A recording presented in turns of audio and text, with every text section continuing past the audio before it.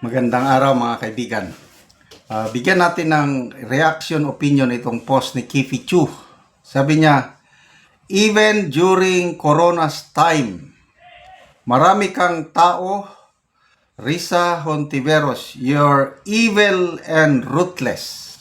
Grabe, mabigat. Isinare ni Kifi Chu itong post ni Senator Risa Hontiveros sa kanyang official Facebook page.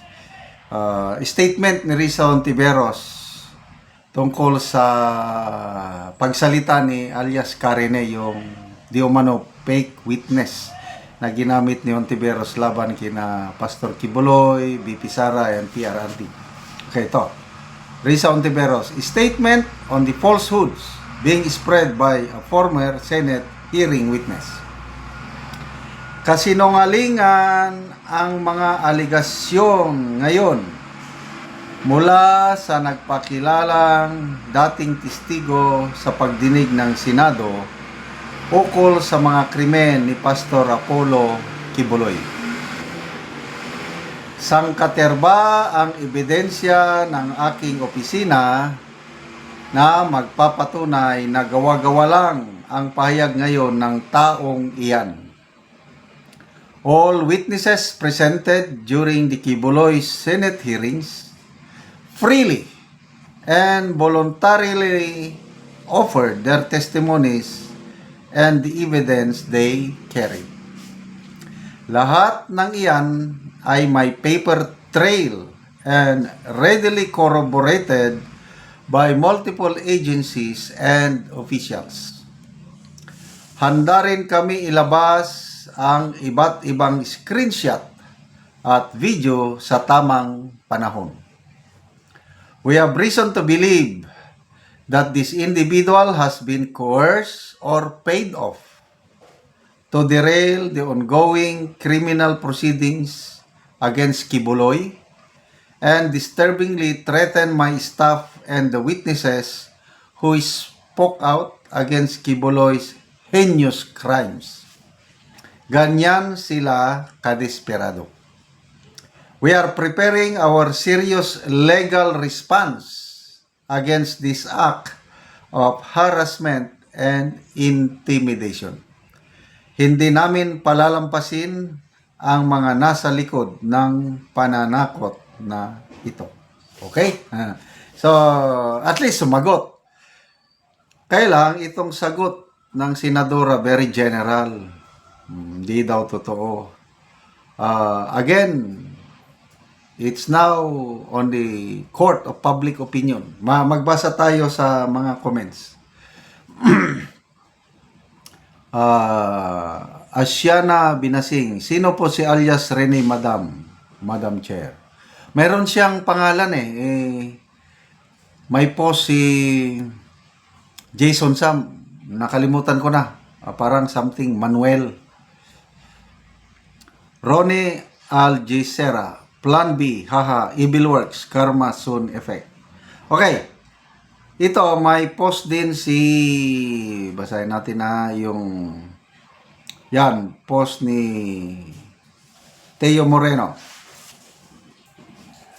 Kasi nung hindi pa sumasagot si Teo Moreno, deafening silence ang tawag ni, deafening silence. Kailan ngayon, sumagot naman. Ito, Risa, deafening silence is very telling.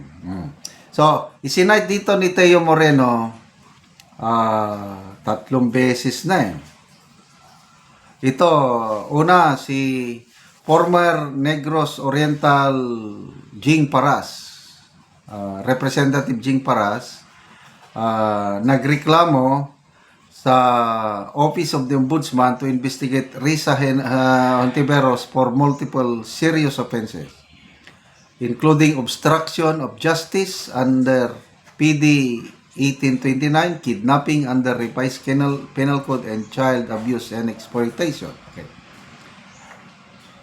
So, itong allegation ni dating Congressman Paras, allegedly harboring underage witnesses and public exposing a private text.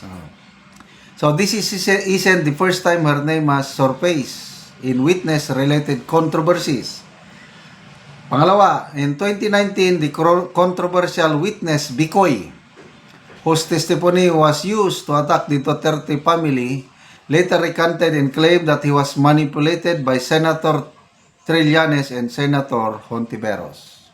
Ito, pangatlo. In 2021, a complaint filed before the Ombudsman by Jaime Vegas alleged that Hontiveros bribed VJ Almera, a witness in the Senate Blue Ribbon Committee probe of the Parmali COVID-19 supplies. So ito na, itong pinakamabigat, June 24, 2025 kapon, itong si alias Rene. Na allegedly, nabayaran siya ng 500,000 to testify, tapos dadagdagan ng 500 para i-link si Senator Bato and Senator Bongo. Additionally, he was paid 12,000 for every piece of information he gave the Senate. So, diyan na po ang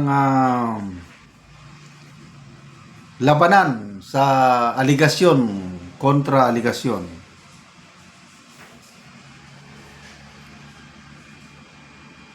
Magbasa tayo sa mga comments, ano? Sabi ito.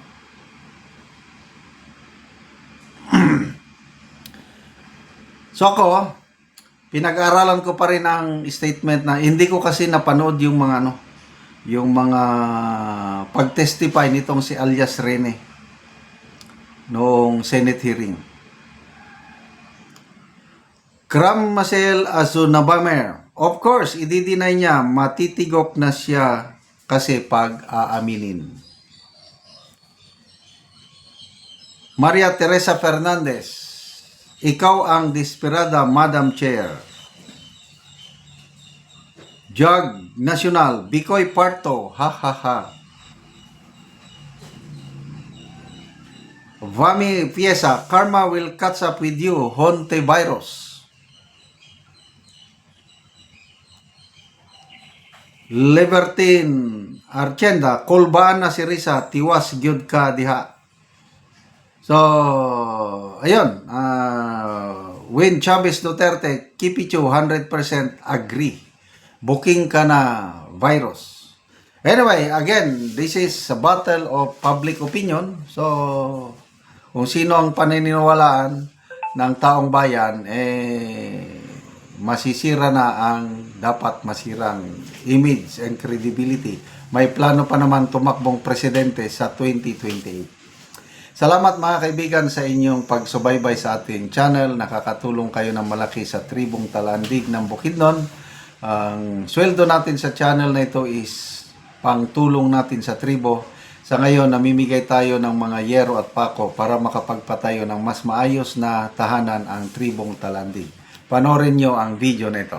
Muna ni ang mga yero sa ipanghatag sa mga taong kadtong mga nakigpuyo lang o kadtong mga daot na ilang balay o karon muna ni sila ang mga tao.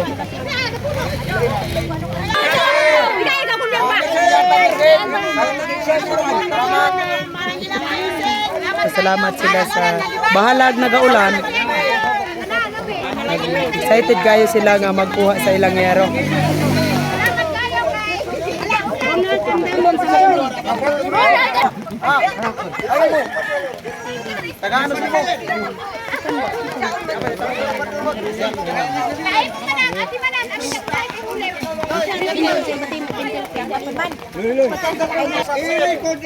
Sana ato.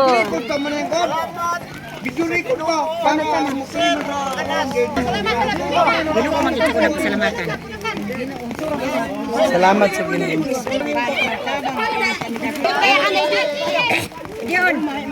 So, bahalag nagaulan, excited kayo silang angkol ay makaatok na sila. May isog ka man. Kunay da yan siya. Ay, tama na yung reserve. Sabaan sila. Oh, tayan eh. Pato na buswangan. Muna ni ang balay ni angkol. Pakitain nato nga nangahulog na ganyang uban niya iro lata na gid kaayo. Og muna ni ang kadako sa buslot sa balay ni angkol. Nga dagko na gid kaayo. O muna ni ang itsura sa iyang balay so karon nga nagaulan, so natagaan siya gero, so mag-atop na rin si Uncle karon. O nagaulan na nagani ang ilang salog. At sa Ginoo o salamat usab sa nag-sponsor kay akong atop matupan na gyud kay nga buslot na. Oo. Di nami ulanan. Dili na gid may matuluan. Salamat kayo.